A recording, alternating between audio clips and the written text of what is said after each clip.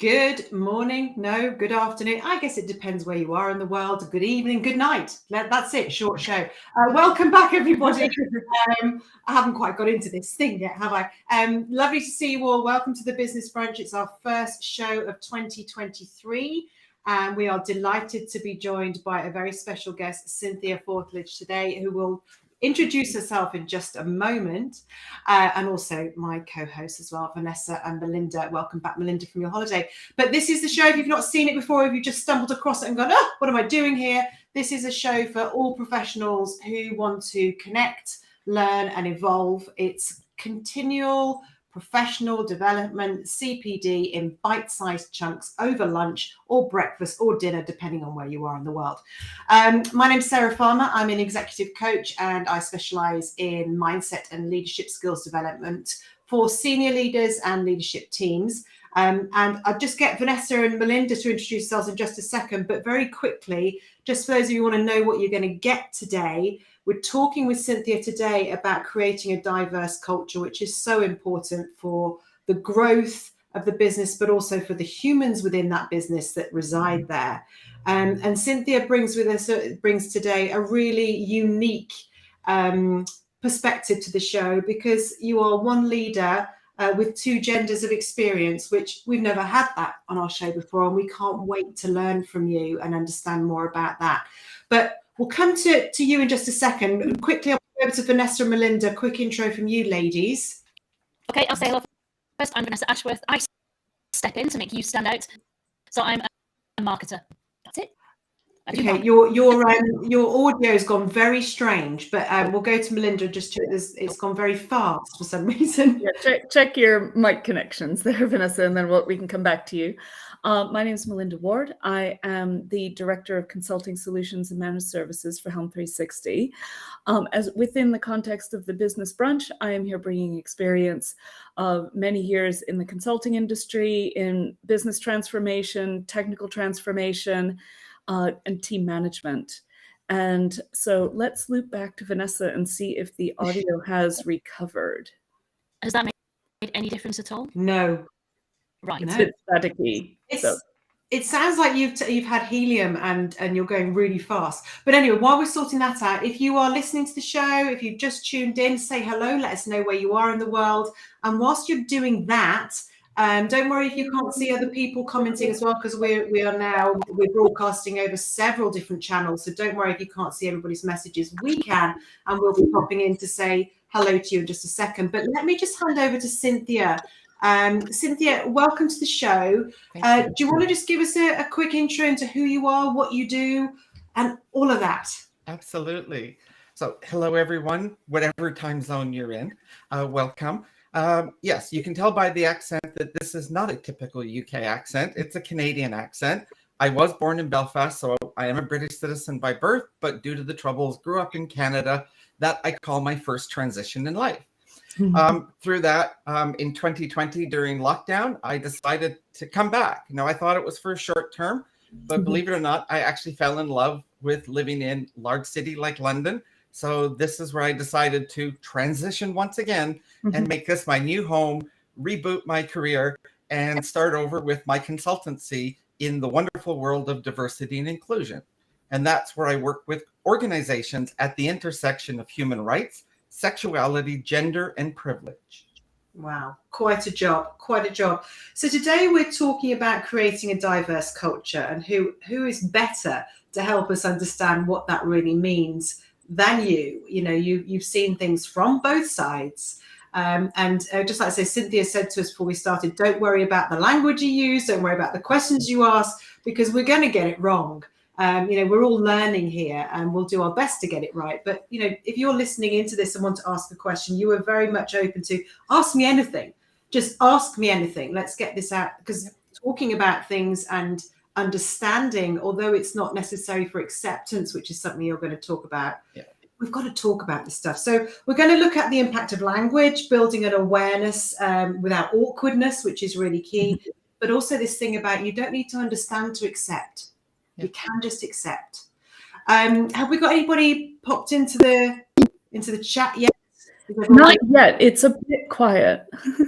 I changed Okay. My goals, that made any difference. Oh God.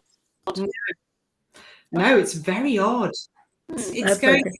It's like it's going at 10 times speed. I'm gonna go out and come back in and see what happens. All right. Okay. All right. We'll be here. We'll be here. While she's doing that, then should we? I was- Sorry, Melinda. Go on. Yeah, I was just going to say, and for people who are thinking, oh, well, I'm not a corporate person, I'm not a leader who would hire in a D&I expert. Is this for me? The answer is absolutely yes, because all of these topics are important not only for people in big corporations, but also for independent contractors and consultants, and even just as humans in general, because your interactions every day with your friends, your family, your colleagues are all colored by this sort of these facts and these sort of historical habits and terminology and beliefs that we may have had with us for a very long time. So it's best that everybody have this information and share. So please feel free to share this this link or this recording with your contacts, either now or for replay. And let's spread the word and get more people to have the awareness that we should all have.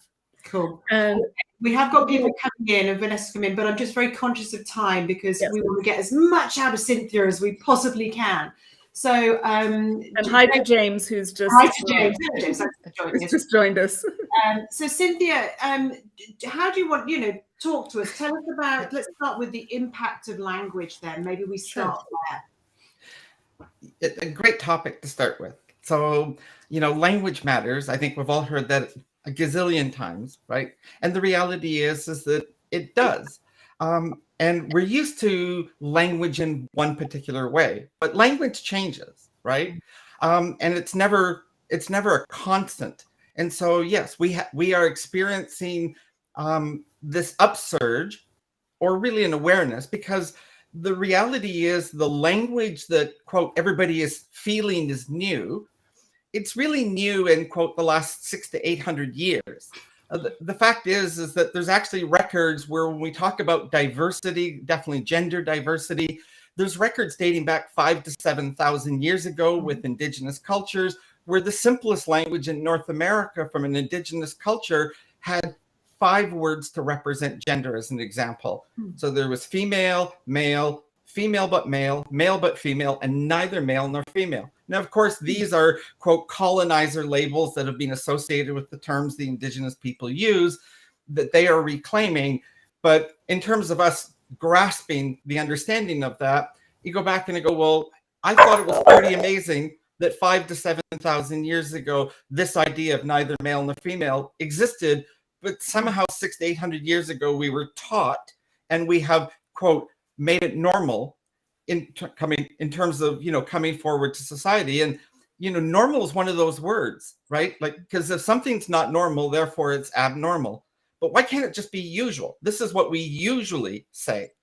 Or we talk about, instead of heteronormativity, we talk about hetero-usual. So the whole idea is, again, words do matter. In the talks and work that I do, I use the example of hi guys. I'm not going to go into the full depth of it, but does somebody need to understand the trauma that term can carry? Not necessarily for me, but for perhaps other women like me who have had a journey in life that was not necessarily the one they probably planned. And at the end of the day, that when they hear the term, their safety is being questioned when they hear that term. And that's not only their, psychological safety, but their emotional safety and their physical safety. There's a whole story to it, but it's like, do you actually need to understand all of that history? If I just said, hey, when we come into the office, can we not say hi guys? Could we just say hi team or hi everyone?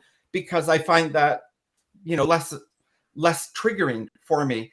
And again, it comes back to, do we really need to understand? Are you going to go, well, that's what I've always said, so live with it.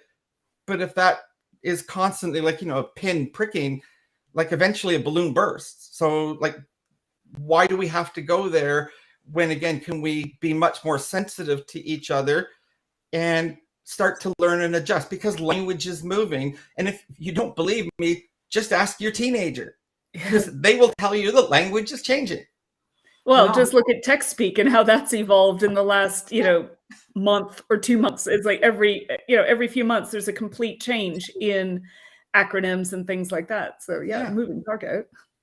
Can I ask you a question? And this is something that I said to you before we came on the show. I was having a conversation about today's show with my dad, who is nearly 80, and my kids who are in their teenagers. And then you've got me and my husband who are middle-aged.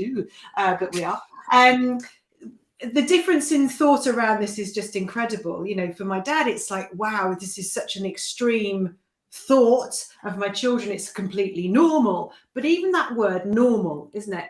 It's why the word being normal suggests that if you're not, you're abnormal, which can make people feel terrible.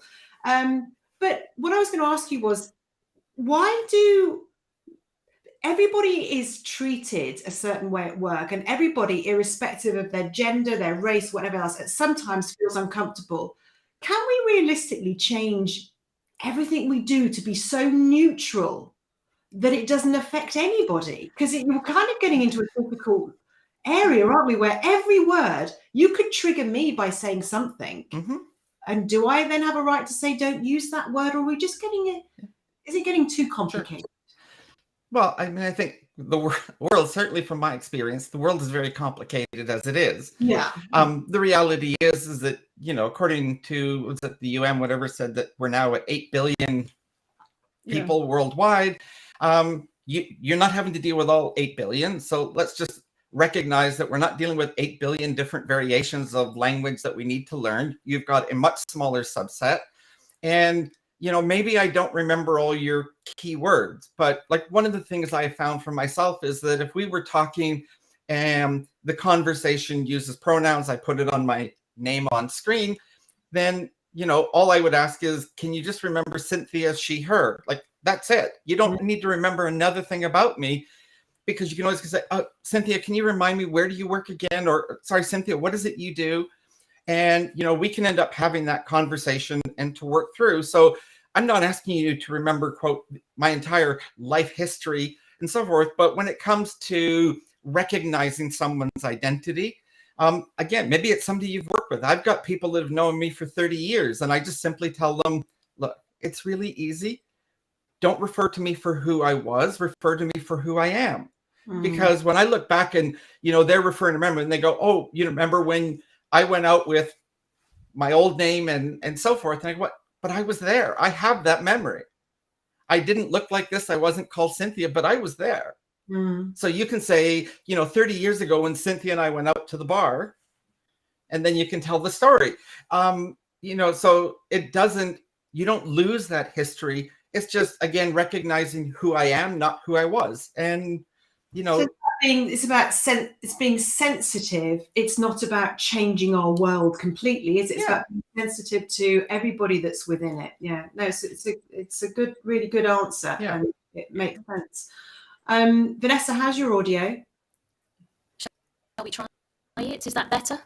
No, it's still not working. It's a bit staticky. Not sure why, honestly. It because it's not typical, obvious.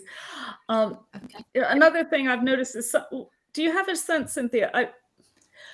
For some reason, I remember when LinkedIn put the option for people to include their pronouns on their name, or the trend started. I don't remember how exactly it manifested, but some people were quite like defensive about it, which I found very weird, because I'm always of the, they works great. You know what I mean? It's like, if you're not sure, if you want to cover all the bases, they's your word, Right.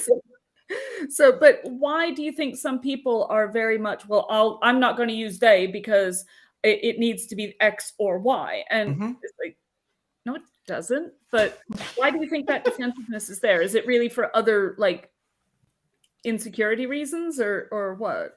Well, maybe it's just how they were raised and what they know. And, the challenge with that is that, where you were born, the color of your skin, the family that you were born into, you had no control over any of those things. Yeah. But they may have given you privilege. And the challenge to you is that privilege is a set of blinders of the way you see the world. And we call that bias. Mm. So all of a sudden you are seeing the world through a set of blinders that no fault of your own, is how you've been raised, what you've been taught, and you see it. And now all of a sudden your privilege is being challenged in terms of, well, can't you use your privilege? Again, the idea of being an ally to any marginalized community, not just LGBTQ+. Women are the largest group of marginalized people, just to remind everybody. Mhm. So the whole idea is, can you use your power and privilege to help someone who doesn't carry that power and privilege? So for someone like myself, it is a recognition of my identity is all I'm simply asking for.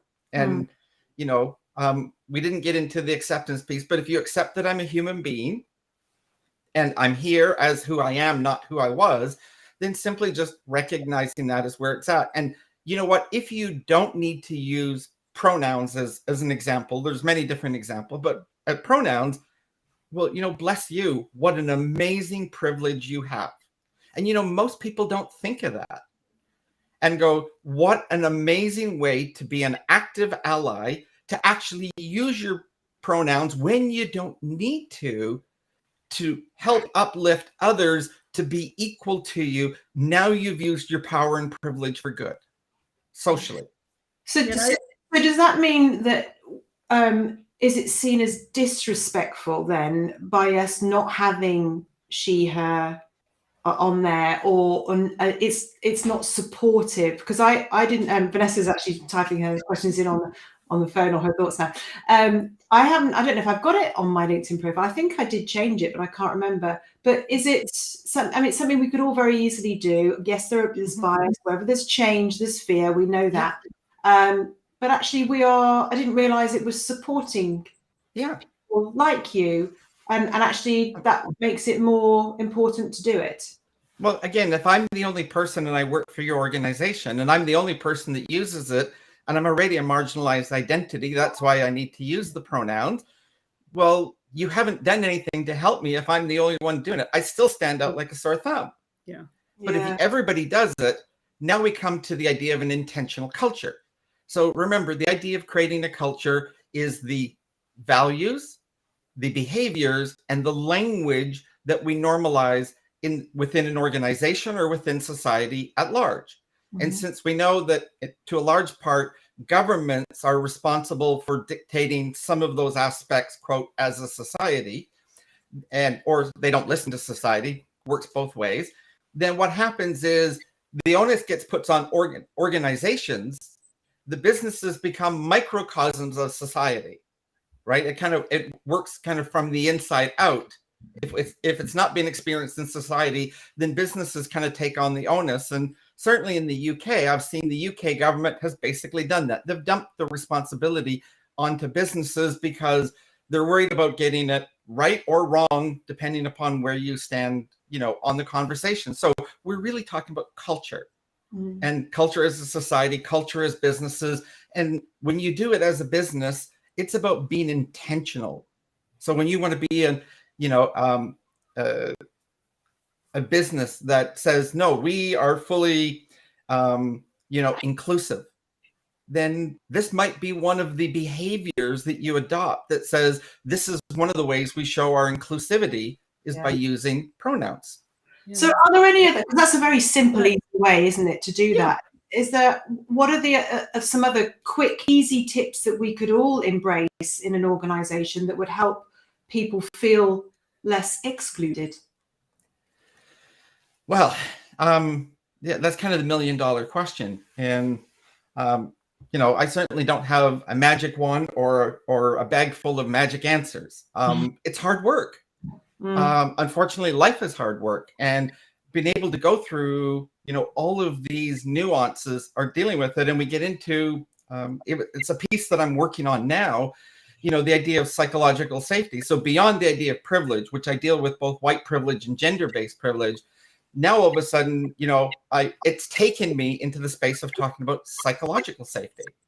And, that's really what you're talking about. And so all of a sudden, how in an organization do you create psychological safety for those who are marginalized, at the same time not taking away psychological safety for everyone else?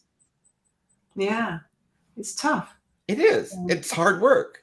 Yeah. And there has to be some intentionality to that process. And that comes out, I believe, within the culture of the organization that does that work, because they're establishing the norms of the values, behaviors, and language in that organization.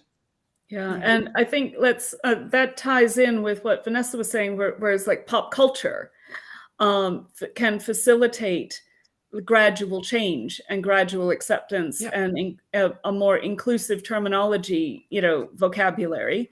On one of the UK programs last night that I was watching that too. It's a reality show where people make pottery. Okay.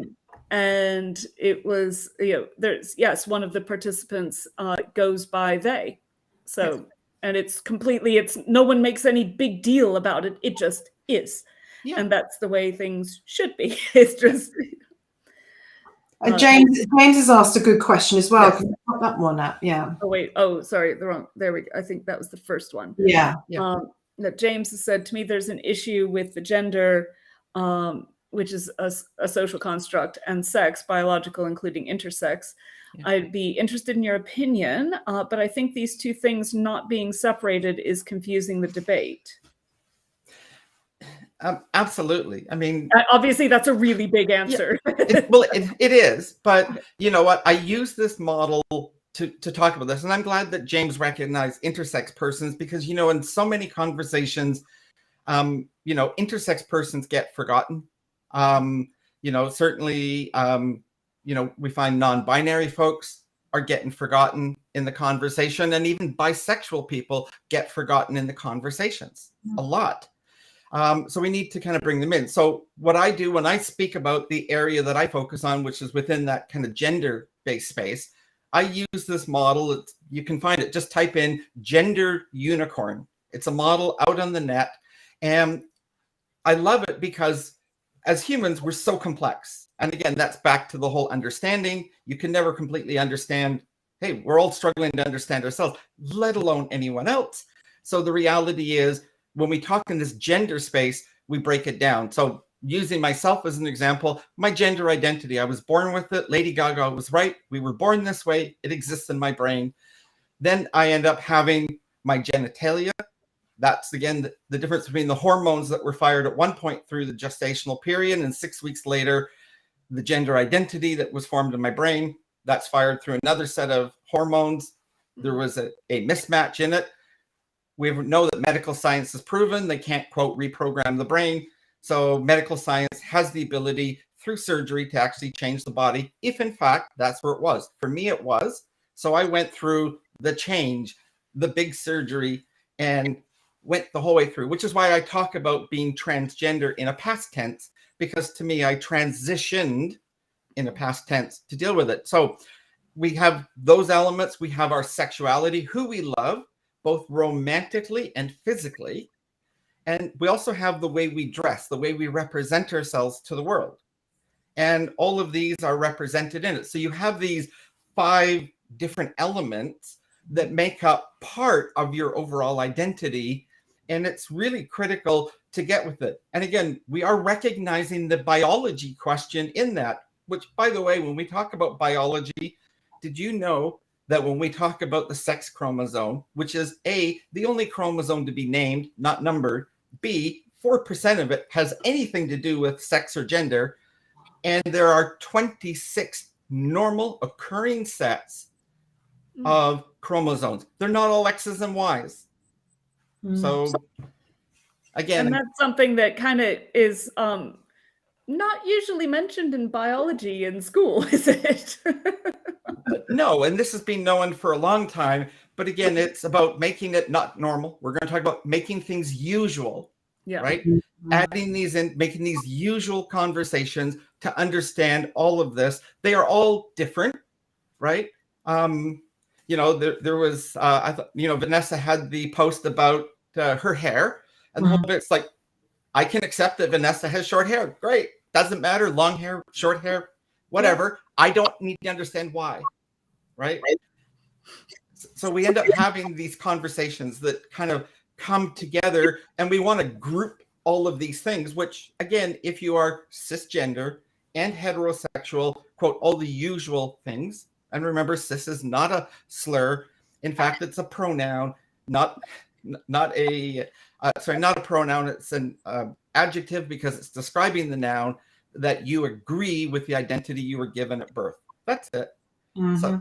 So again, the idea is to break that apart and understand that what you assume is one thing is actually all of these other things, because you may vary, right? The fact that Vanessa has short hair, sorry, Vanessa, picking on your hair, has short hair, it, stands out. And all of a sudden you go, well, is that girl's hair? Is she gay? Like, what's going on? And it's like, well, why does any of that matter? Exactly. She's still Vanessa.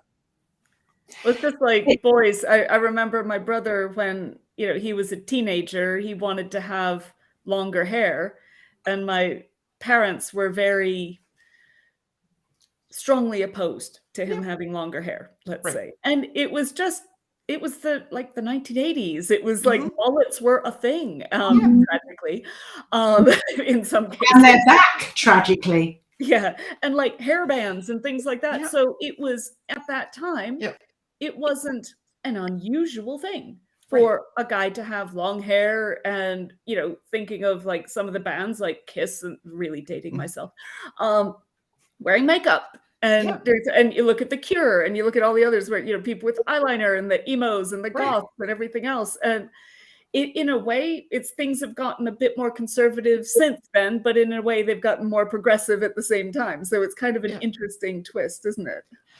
Absolutely. And again, this is for me why the youth they're my heroes, because they get all of this, and they're not tied to a single construct, and they understand the wide variability that exists.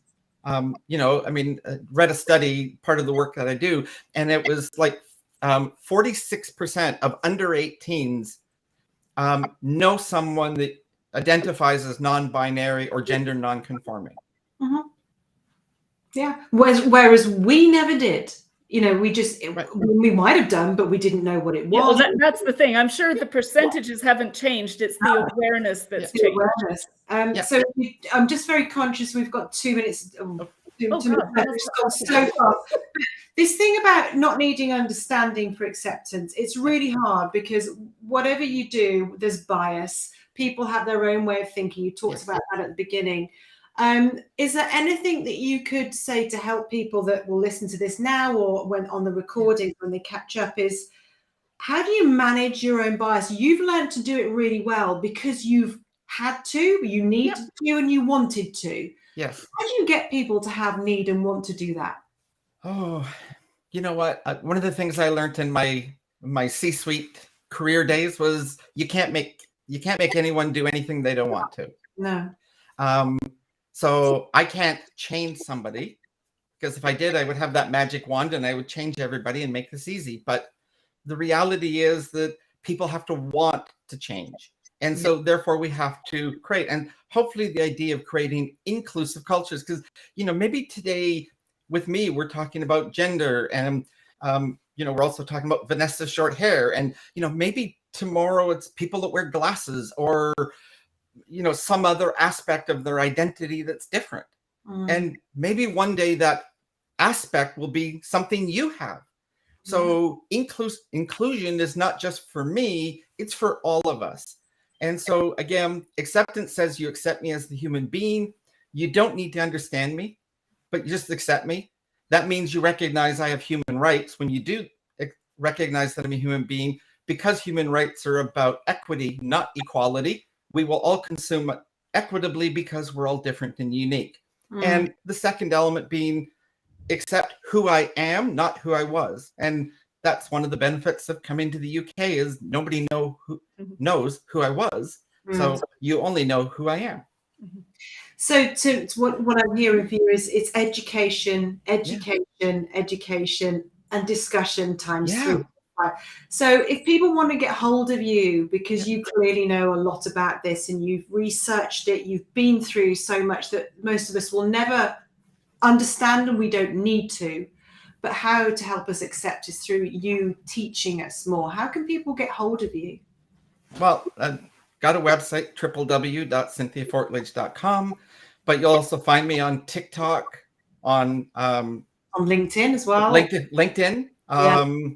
It still have a legacy Facebook page over there, but that and Instagram. So really TikTok, Instagram, and LinkedIn are really the primary platforms. Facebook and Twitter are becoming very tertiary for me. So that's really the platforms that I'm looking and developing. That's how you can reach out. And of course, through my website, and just leave me a message, lots of buttons to click and connect, and would love to hear from people. Brilliant, thank you. And Suzanne, sorry she missed the start. Well, you can go back and watch it on replay, Suzanne, so don't worry. But thank you for joining us. And we are out of time. And Vanessa hasn't been able to say rubbish at all, but she's been busy in the messages, which is great. So I don't know what's happened to Vanessa's microphone, but we'll get that sorted for next week. But just want to say a massive thank you, Cynthia, for coming in, for talking to us, for being candid, for sharing your story, and for helping us all understand a little bit more and to know where we can get help if we want to understand even more. So we will see you all next week. I can't remember exactly now because my brain hasn't fully switched on yet what we're talking about next week, but it'll be something else awesome. Watch your LinkedIn and your other social channels. Yeah, we'll tell you what our topic is later in the week. We'll be sending out notices. And as Vanessa says, we can close on the message of accept all unicorns. Awesome. Thank you so much, Cynthia. Thank you, ladies, and thank you everyone for tuning in today. See you next week. Thank you. Bye.